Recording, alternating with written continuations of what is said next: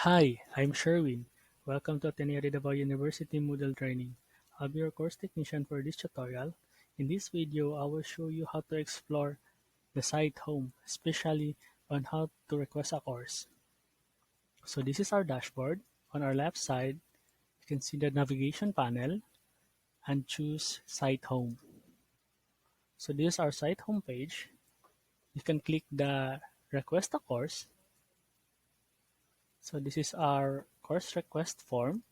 As you can see, the red exclamation mark are the required field to fill out. For example, I have my full course full name, Moodle training, and my course short name, MT-001. And don't forget to choose your respective units, cluster, and department. For me, I'll be using this online education course training technician only. So, and what's your reason for wanting this course? Uh, I am teaching this course.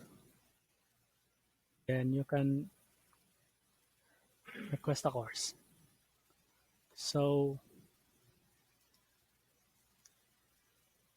you need to wait for the administrator to approve your course. And that's all.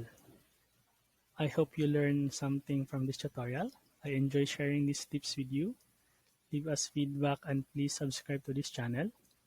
Click out our other video tutorial as well. Enjoy learning. Thank you.